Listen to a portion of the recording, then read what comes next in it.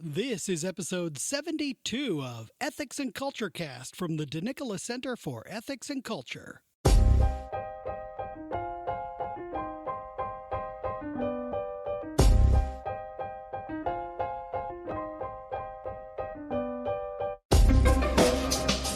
Welcome to episode 72 of Ethics and Culture Cast from Notre Dame's DeNicola Center for Ethics and Culture.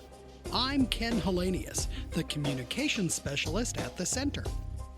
In this episode, we chat with Bo Bonner, Senior Advisor of Mission Initiatives and Director of the Center for Human Flourishing at Mercy College of Health Sciences in Des Moines.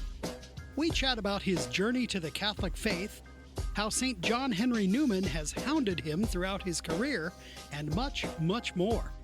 Let's sit down together for this delightful conversation.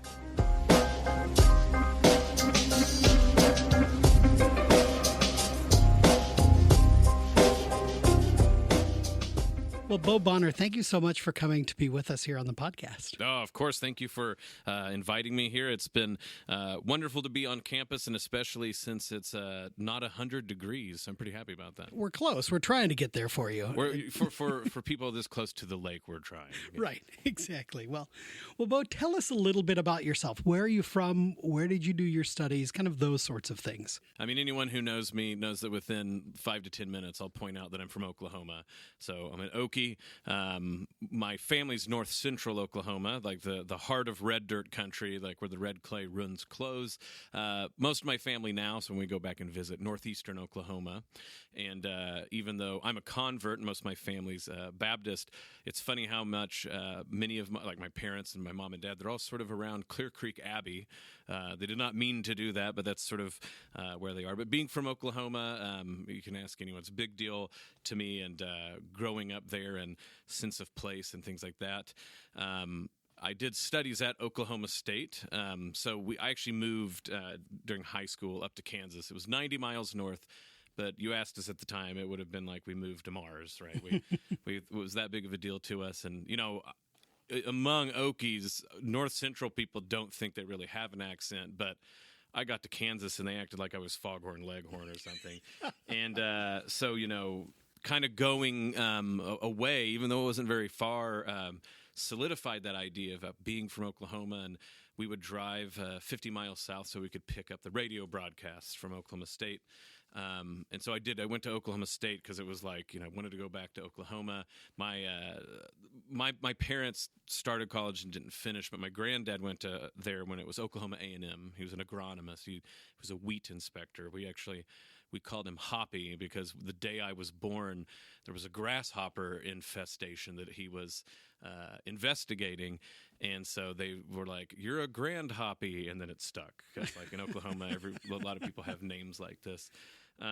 So we went back to Oklahoma State, and my first foray into showing you that wisdom sometimes looks a lot like folly is I did a philosophy degree at an ag school. And if I would have been thinking, I would have got on that Wendell Berry train, right? I should have double majored. My granddad was trying to make me double major. He's like, do your philosophy weirdness, but do agriculture too. And I was like, no one's going to do that, Granddad. And I could have been raking in the Wendell Berry dough if I would have been thinking. But so I went and did philosophy. You wouldn't be able to own a computer, though. So that's right.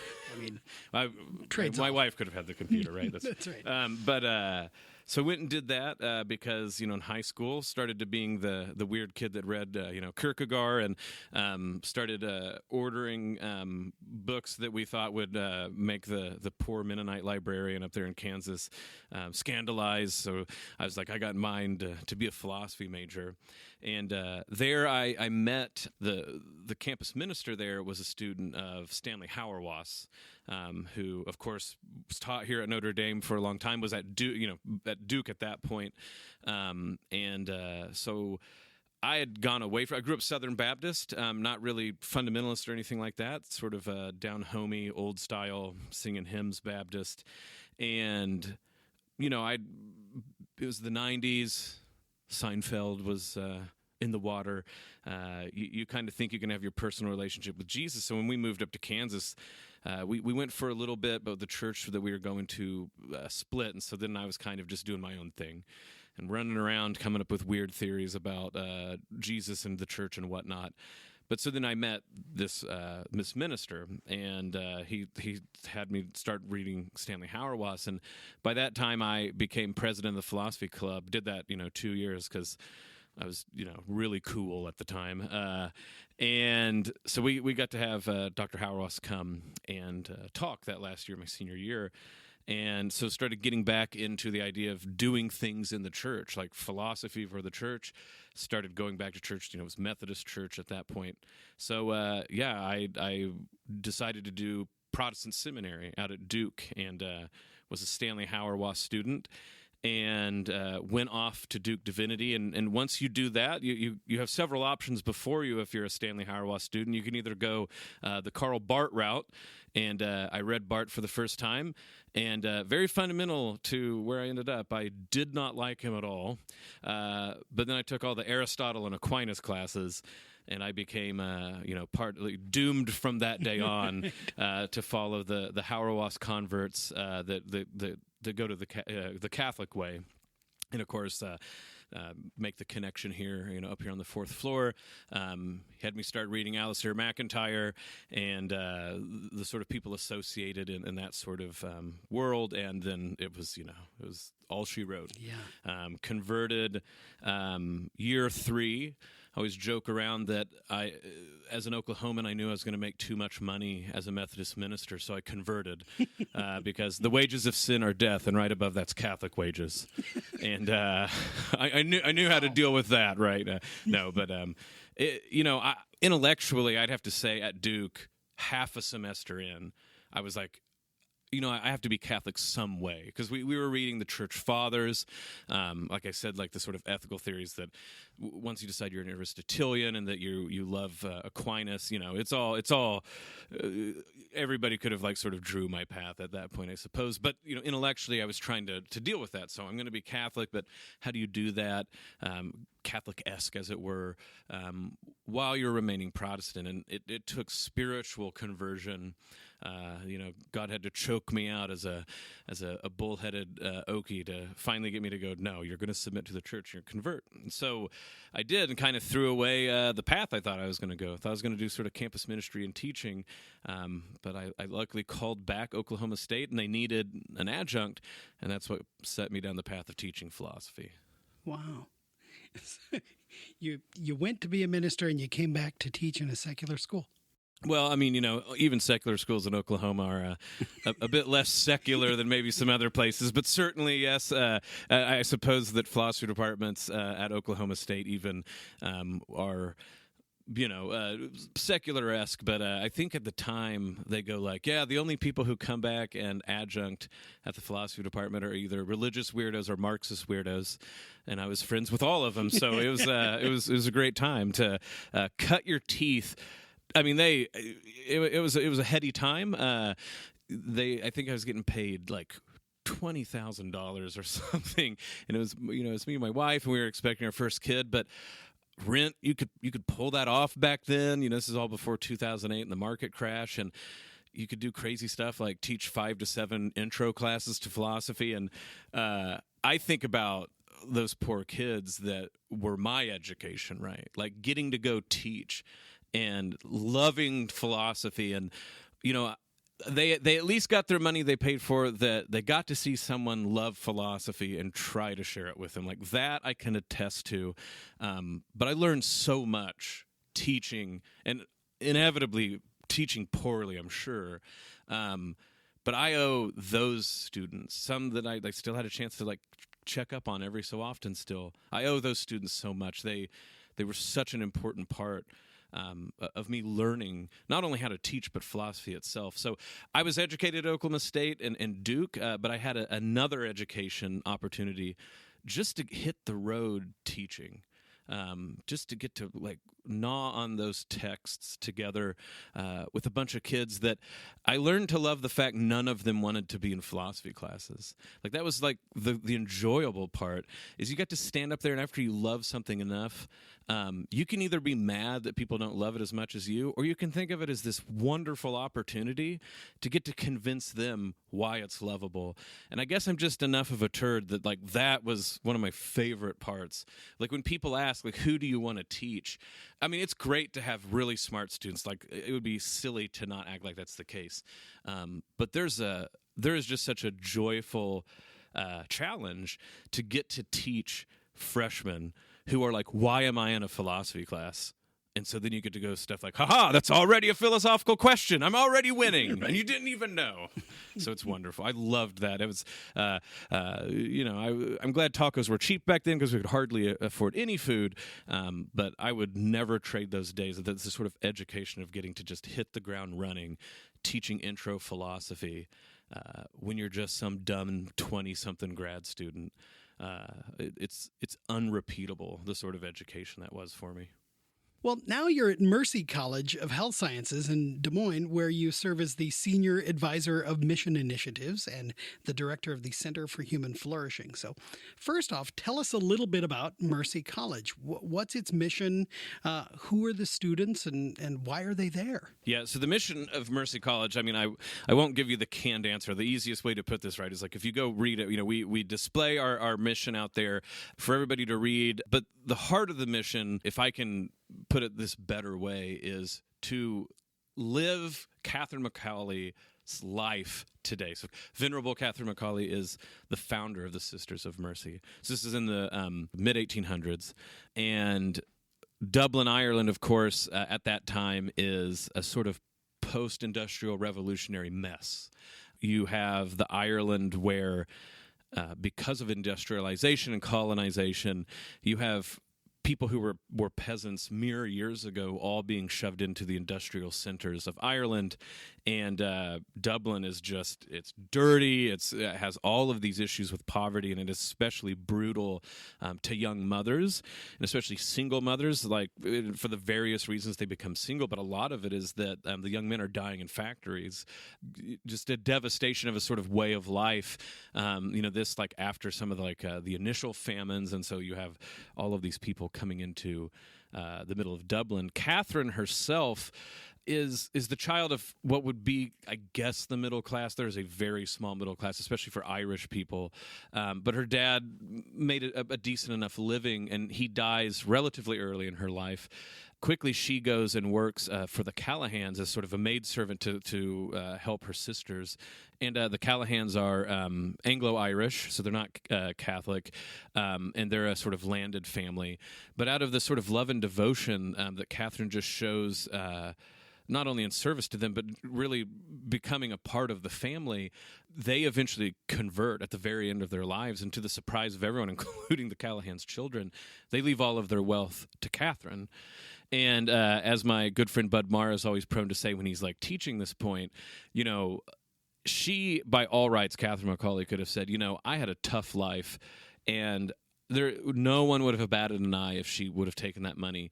And not like, lived it up, but just lived a decent life, right? She had already struggled more than most of us had. And instead, she takes that money and she founds the House of Mercy. She gets together with some of her friends to do something about the Dublin poor that are, in the gutters, right? And so she's going to try to help them health-wise, feed them, and also educate a lot of these young women who, like I said, end up in urban Dublin with not a lot of skills that fit the new urban realities. And so she starts doing this on her own. This sort of flies in the face of just sort of like the social mores of the time. And there's people who, they don't know what to kind of process, like this young, unattached woman doing these sort of things. And so there starts to be this push like, shouldn't you just join a religious order, or shouldn't you turn this house over to a religious order? And depending on who you talk to, there's sort of this, all of a sudden, Catherine's like, well, what if we found a religious order? And people interpret this all sorts of ways, but the sort of providential aspect is, any misgivings she may have had, she goes off to do, like sort of novice training herself, her and some of the first sisters. And she soon discovers her love of the religious life and understands that like something that she never would have expected is what God and his providence, and providence plays a huge role for Catherine Macaulay. Providence has brought her to this point, to this love of making sisters that through their devotion to the Dublin poor can truly show God's mercy. So the corporal works and the spiritual works of mercy become their thing. And so they're instituted as a religious order, and they become known as the walking nuns because unlike most of the nuns of that time, which are cloistered, they truly are out in the streets every night going and finding people who have these issues, who are poor, who need educated, etc.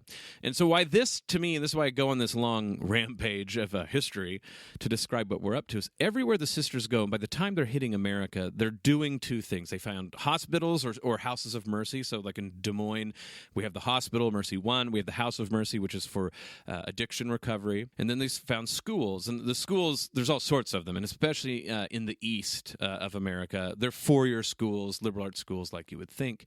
But they also have nursing schools that sort of come out of the rib of different hospitals, as it were. And so Des Moines founds this hospital, and by 1899, it's 1898 or 1899, they start their first class as a nursing school attached to the hospital. So Mercy, as educating nurses, has existed over 100 years. We become a college in the 90s, like that's when the sort of preliminary stuff starts.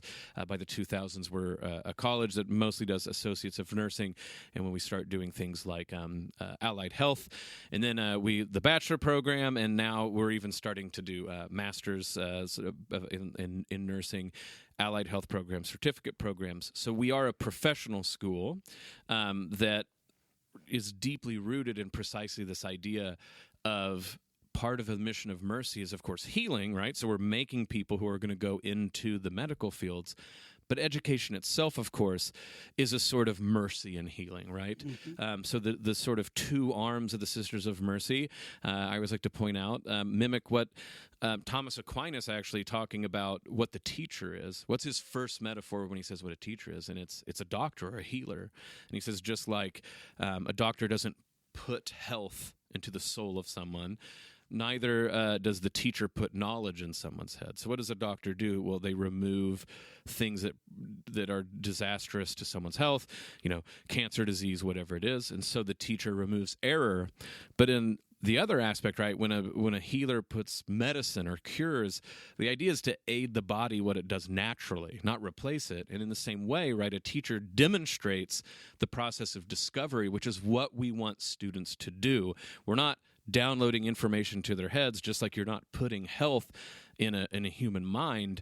You're removing what blocks what people do by nature, either bodily or spiritually, intellectually. And so it makes sense to me that at the deepest level, all of the children of Catherine Macaulay are usually doing one of these two things, and they're usually either close to each other or mixed, right? So like we are teaching students to go then serve in the profession of nursing and allied health and certificate programs, which is about the wonderful phrase in our mission, the healing ministry of Jesus Christ. And my point is teaching is a part of that healing ministry as well. Yeah. Wow. So everything you just said flows out of, obviously, your position as senior advisor of mission initiatives. And I forget, right, like you were asking me what I did. Well, so I guess I showed you, right? Like right. I go around telling versions of that story, and I try to tell people how their jobs relate to that. It's not just, my job to go around and talk about Catherine Macaulay. It really is the case that when we try to retain students, that's mission, right? We're trying to keep them there. When we clean the building and make it a hospitable place, that is a corporal work of mercy.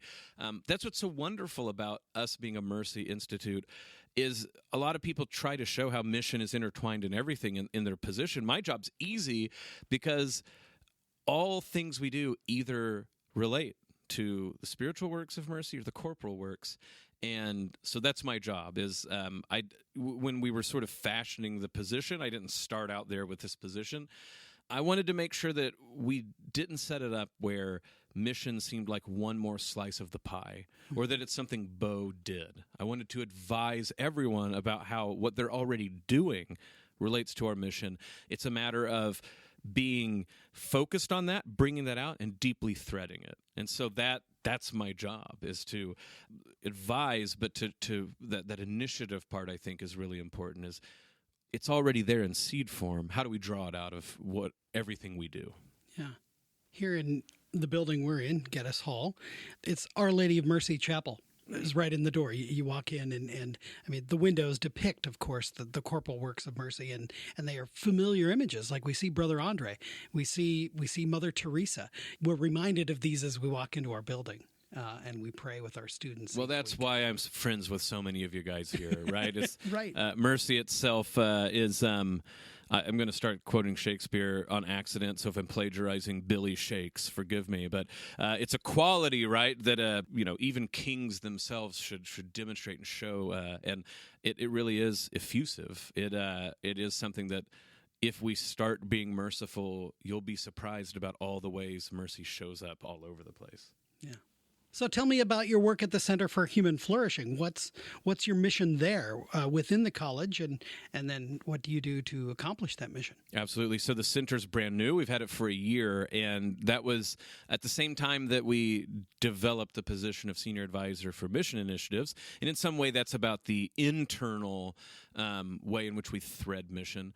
We wanted to make sure there was an external way that the mission of the college was shared. And so did the dorky philosophical move and said, what are the two things, at least, there's all sorts of things colleges do, but specific difference-wise, what are two things colleges and universities do? And one, of course, is instruct and teach, but the other is to produce knowledge. But they should produce knowledge that's consummate to the character of who they are and the heritage and identity of who they are.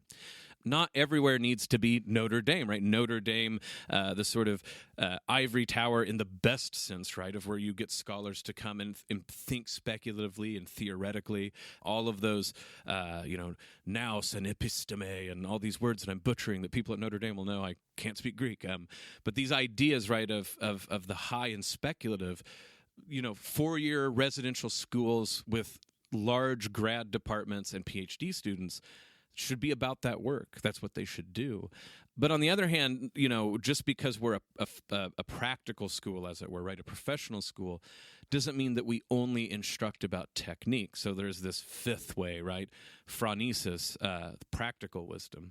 And again, my summation was that everything the sisters did was about being practically wise. It was not just of course, do the corporal and spiritual works of mercy, but also teach people, right, how to be wise in these situations. That a lot of the sort of schools that the sisters started to make was about these professional training, but how to do it with a mercy difference. There's an entire theory of nursing called careful nursing, for instance, that comes from the Sisters of Mercy. It's a whole other thing. I'll have to tip my hat.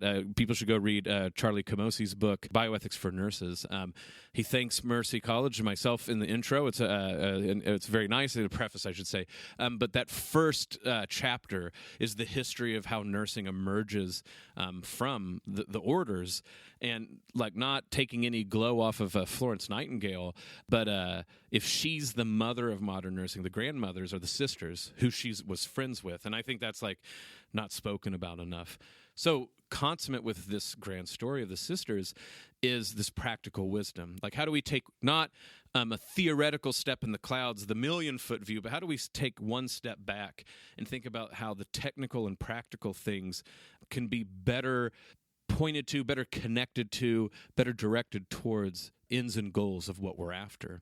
And so the Center for Human Flourishing, we wanted to produce knowledge that was in character with who we are. So the focus is on practical wisdom, but the focus is also on flourishing. So human flourishing is a concept that it's not original to me or by any means, right? There's plenty of people and plenty of other organizations that have started to talk about this. But human flourishing, I think, encapsulates something that we're starting to see a lot more. Well, people will talk about whole health, integrated health, or whole knowledge, right? This idea of we're more than just mere biology when we're trying to be healthy. There's the body, there's the mind, there's the soul, community, all of these things like this. And so the National League for Nursing, I think it's what it's called, an international body that made Human Flourishing one of the things that is an outcome that needs to be measured. It starts to deeply filter into these sort of ideas. And that careful nursing theory that I talked about has this large understanding that whatever we're doing when we're trying to help people, it's the human flourishing in its sort of largest sense. So human flourishing is a sort of understanding or a concept that obviously is deeply tied to the Catholic understanding of the human person, the healing ministry of Christ. But it's also a concept that I would say people who are not part of the church are able to approach what we do, and we have a sort of common understanding. People want to flourish, right? And they understand that it can't be a fragmentary or sort of shallow understanding. And so by talking about human flourishing, we're hoping to produce the sort of practically wise knowledge that all sorts of communities can, so to speak, come to the table with us, a Catholic institution, trying to think through what are ways that we can help humans flourish better. Now, of course, medicine and biomedical ethics and medical practice are going to be, so to speak, our bread and butter in this consideration. So our first research fellow was Charles Camosi, who runs around doing Notre Dame-esque type stuff. I think people will know who I'm talking about. And so he came, for instance, and he did a talk on deficiencies in elder care that popped up or were exposed during the pandemic. Mm-hmm. And what are we as a church going to do to help not only the elderly flourish, but communities flourish in such a way that these problems start to be attended to. And it was wonderful, and we've already had people at Des Moines, start to really grapple with what are ways that the church can prepare people better for the upcoming sort of crisis in elder care that's only expanding. Our first honorary fellow, so this is like our first program, is we have fellows in to think about this sort of phronetic production of knowledge, so practical wisdom. Mm-hmm. So Dr. Russell Hittinger, a very important person in my life. I brought up, Stanley Hauerwas earlier. My sort of unofficial PhD, not only in just intellectual life, but life in general, was from the charity of Dr. Hittinger to befriend me. And so I finally got to showcase him, in what I did. And so he was the first honorary fellow and talked about intermediary societies. And that's the sort of blueprint and spirit of what we're talking about. Most information in Catholic world is either speculative and big and theoretical, and we need that, but it's often hard for people to grasp onto. A lot of the rest of it is like catechetical and introductory, and again, good stuff, but what happens when you get past that, but you're not ready for the mountaintop, as it were? And there's all this middle voice. That's always been a concern of mine, the middle voice. Our radio show that we do, the Center for Human Flourishing, a lot of my concerns is about this middle voice. How do we help people who are ready to take that big step, where I think a lot of people intellectually need to land? And so intermediary societies, right, the things between the mere individual and the state as a whole, part of human flourishing is to have flourishing intermediary societies. So to have Dr. Hittinger be our inaugural honorary fellow and talk about that not only was important to me and such a wonderful blessing in my life, but I think it was a blessing for our center. Both of them, right, as inaugural honorary fellows and research fellows, really that's the sort of blueprint for everything we hope, to continue to do. And I'm in the process now of trying to get next year's honorary fellow and research fellow and continuing that sort of work. But we also produce multimedia where we're hoping to talk with folks and think of new and inventive ways to get these ideas in front of people, but also trying to work with partners, and I think there's interesting things on the horizon that hopefully will come to fruition soon and we can talk about. But that idea of that even we as a center try to be, so Fernice is practically wise. How do we help people with not just the sort of technique of what they're doing, but take that one step back, and how do we align what we're doing better with the end or goal that we have? And a number of your resources are available on your website, which of course we'll link to in the show notes. I noticed you had like little clips as well as links to the full talks. Absolutely. You need to call me like every week, Ken, and remind me to do a better job of advertising these things. Yeah, mchs.edu/flourish. Well, now, you've spoken at our fall conference. As a matter of fact, you joined us here in fall of 21 to speak on a panel with Kristen Collier and Brett Robinson, in which you guys discussed COVID, St. John Henry Newman, and teaching dignity in medical education, medical formation. Now, Dr. Collier, who of course was a friend of the podcast, previously said here that she knew nothing about Newman prior to your suggesting the idea. So now I actually get to ask you, where does your interest in Cardinal Newman come from, and how has he, I assume he has, how has he influenced your own intellectual work and spiritual Yeah, Kristen journey? was lying. No, I'm kidding. Of course not. Well, just real quick, I know you covered it there, but one more hat tip that like the first time I got to speak at the fall conference was 2019, and so that was on friendship. Right. So I had this whole talk about how we should read books like they're our friends. I went back and listened to it. Thought it was a good one. People should go back and listen to it. But yeah, that's I'll link to it in the show notes. You should. There you go. I'm really. If I can find it. My haircut is terrible, though. Oh, good. Yes, good. just so you know, no, it wasn't all perfect. I looked terrible, but yes. So I cannot. I just. The value of the friends I made. It was sort of like the conference was a self-fulfilling prophecy to make those friends before COVID then occurred. Yeah. I owe you guys up here on the fourth floor so much because that happened and the friendships I made. So I on air want to say thank you very much. It meant so much to me. And you're right. So I started talking to Kristen afterwards, after this talk, and then again, like a sort of preview. People will dog social media, but if you use it wrong, which means that's the right way to use it, you befriend people, and so we got to be friends on Twitter, and liked each other's stuff because I think we both are prone to throwing up things we think people should read. Conversated back and forth a bit. But Newman, for me, let me point out, like with Kristen, and then I'll go back a little further. In his idea of a university, in the second part, the final lecture he gives, which I don't think people really notice this, he gives to the medical school at the Irish University. And he gives it to doctors. And he really focuses on the power of medicine and how it's the power of medicine, it's power for good that can make it an ill fit for the circle of knowledge. And like I said, I don't want to, just redo the talk we gave.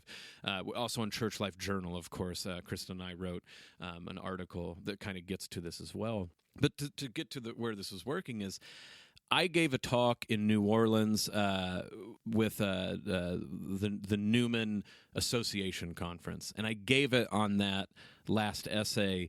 But it was more, it was that, and then I was trying to combine it with this other part of the idea of a university. And, you get trained in academia to, you need to write papers and you need to make these arguments.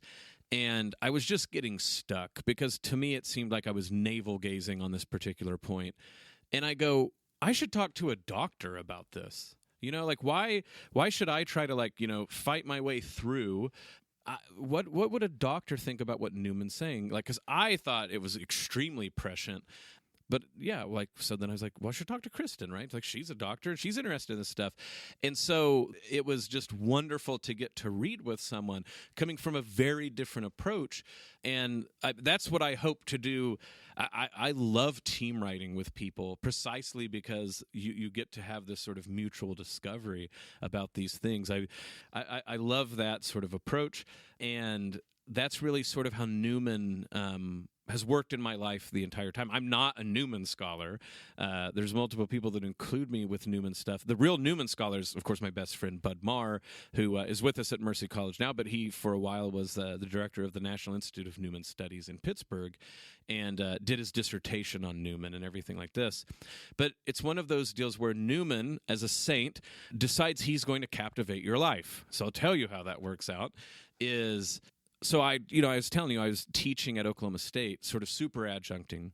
And then I had this wonderful opportunity. Dr. Russell Hittinger, who Stanley Hauerwas had sort of passed the bow torch off to him, went on sabbatical and said, you should come over to University of Tulsa and teach my classes while I'm gone. Generous thing to do. I had a new boss, Dr. Jacob Howland, who I learned so much about philosophy and the sort of being in academia, just blessing after blessing. And, that's precisely when all these blessings are happening that you should know that God also probably has a blessing of challenges in mind. So 2008 happens, and, Russ comes back. I try a few things, going to try to see some of stuff works out, thinking maybe grad school, who knows.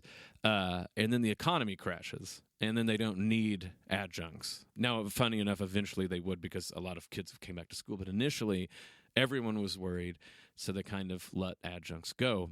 So I was out of a working job. I did temp work. I was bad at all of it. If you're out there and you think, I wonder if Bo wants to pack boxes and label them. No, I was bad at that job.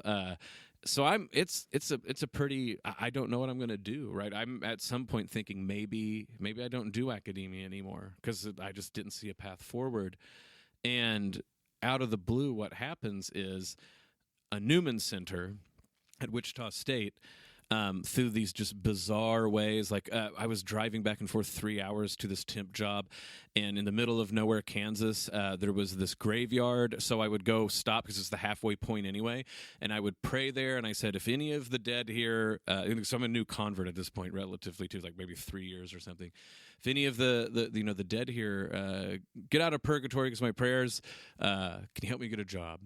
And so I do that for 6 months or a year, and then very randomly at a John Senior conference down at Clear Creek Abbey, someone's like, you need to go talk to the priest of the Newman Center at Wichita State. And they hired me as a director of faith formation, a job they sort of created where I would do faith formation stuff and then teach Great Books program there. And after that didn't work out for various reasons, Newman University in Wichita hired me, and then I various reasons I end up in Iowa. That's Bud Marr was up there, and I went and got the gang back together. And then all of a sudden, I talked with this friend of mine, Dave Delio, who runs the Newman Idea down in New Orleans, and his general idea, and he's still up to it, is you teach the Great Book-esque type curriculum at state schools for students who need Catholic humanities intellectual formation, but don't get the opportunity by going to a Catholic school. So go to the state schools and do this, or not even state schools, schools that aren't Catholic. So he's doing this at Tulane, and so we get in cahoots over that. So I join up with him with his nonprofit, the Newman Idea, and so I'm going to teach these classes. And so I dive really deep into Newman because, his educational theory, I should really say, which is what I know. And so I'm doing this because we're going to teach Great Books programs in the spirit of John Henry Newman. And so that's where I got deep into Newman, because I worked for this nonprofit and we were going to storm the world and it was going to be great. And then COVID happened. And there was another thing where what was going good, all these blessings, right? God decided it was time for another test. And, it was just too hard to have multiple people on at a nonprofit with the sort of drying up of funds. So that's when I went full-time again. I was half-time doing stuff at Mercy at the same time, but I went full-time back at Mercy, and that's when we developed the senior advisor role and the Center for Human Flourishing. So Newman has been background haunting me at least since 2010. And it's funny how he keeps dropping lines and hints about his importance in my life, to where now people call me up and go, what do you think about blank with Newman? And what I always tell people, and this is another homage to Stanley Hauerwas, he has a book called Resident Aliens that's about, Christian life in this world. I feel like a resident alien in Newman scholarship because I am not a Newman scholar. I'm I'm a dirty philosopher who's just fascinated by his educational theories. And they've been so kind to even let me sort of run around in their circles at all because I don't truly belong. But I felt so much love from people that in the Newman studies proper that, yeah, and he evidently has plans for my life that I can't explain. He's the hound of heaven. At least for me. And I mean, it's very nice of a British guy doing that, you know? Well, now you're here at Notre Dame this week because you're presenting a capstone project to wrap up your work in the Church Communications Ecology program from our partners at the McGrath Institute for Church Life. You've hinted that some exciting stuff is coming out of this, so I'll just ask, what have you learned in the program and what was your capstone about? Oh, man. The ecology, the church ecology program has been life-changing. I know it seems like I'm gushing, but I love these people to death, and I've only known them since January.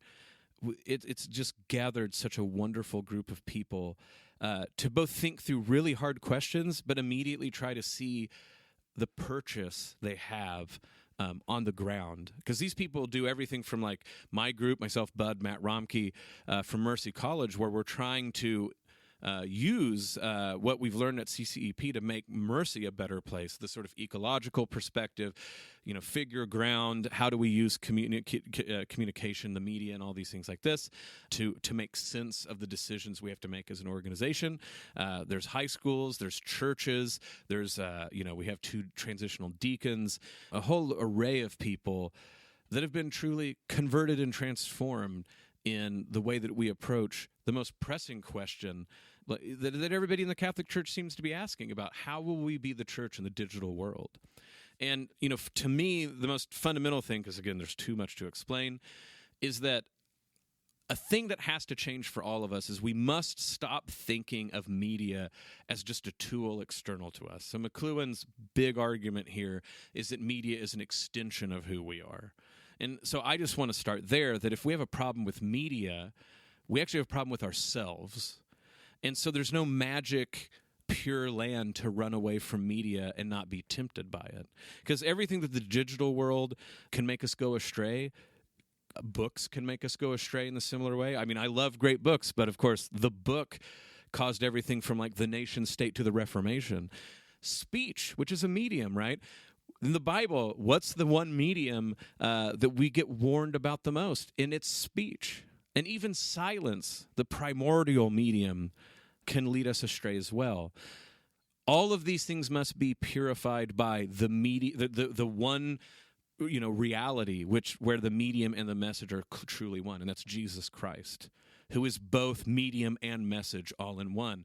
And so we're under the protection, of course, also Mary, the mediatrix of all graces. We are a culture of being mediated, of the church. We offer ourselves on our wills on the altar of obedience, even, not for the sake of just learning to fall in line, but because we know deep down our grace is mediated to us in the person of Jesus Christ, in the saints, right? That, like Newman, who's been the medium of me pursuing this intellectual life that I didn't set out to go do. I never thought I was going to go get published talking about John Henry Newman, but evidently he did.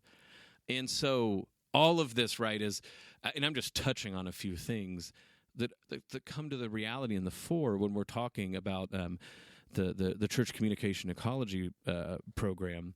And so, our project really was about how that life is sort of lived out at an organizational level. How do we think about a college not like a series of problems or information we have to decipher and make choices about? How do we understand the college as an ecology, right? Like, so what I was saying at the end, and this is wrapping up a lot of great work from, again, my colleagues Matt Romke and Bud Marr, we need to stop asking what is the problem and where is the problem? Where is the problem in the ecology of our college? And what decisions will have ramifications, so to speak, downstream that we're not thinking about? And, we're hoping to publish what we've talked about. We're hoping to get back to Des Moines and boots on the ground, start seeing actual change in these things. So all of that coming from this wonderful program where we get the chance to read great readings, but to really be a community that, we all already are talking about this. This is, so to speak, the capstone. This is where it ends. But we're going to refuse to let this community end because it's such a providential and grace-filled year that this has been.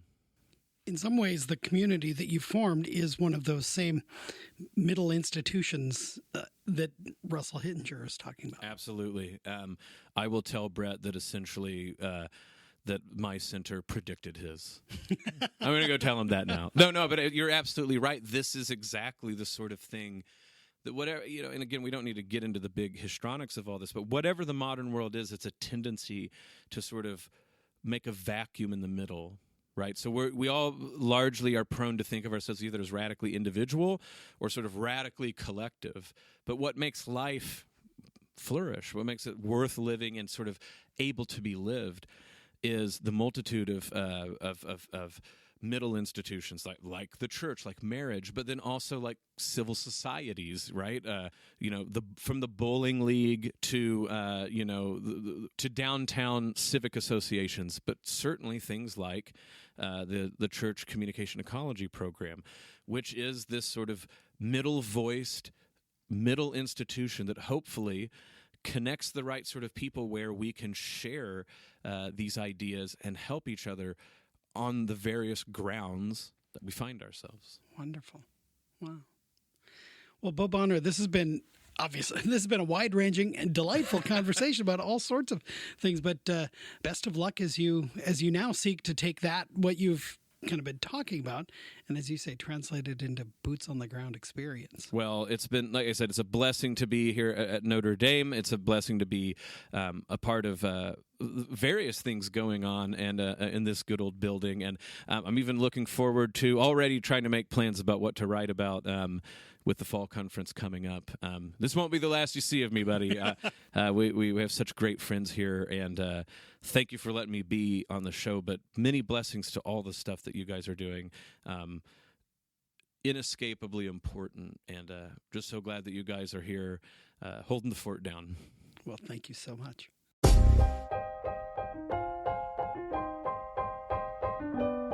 Thank you to Bo Bonner. In the show notes, you will find links to his presentations at our fall conference and to his work at the Center for Human Flourishing. Subscribe to Ethics and Culture Cast so that you can always get the latest episodes by visiting ethicscenter.nd.edu/podcast. We would love your feedback. Please review the show on iTunes, Google Play, Stitcher, or wherever you get your podcasts, and email your suggestions to cecpodcast@nd.edu. Our theme music is I Don't Know by Grapes, licensed under the Creative Commons Attribution License. We'll see you next time on Ethics and Culture Cast. Until then, make good decisions.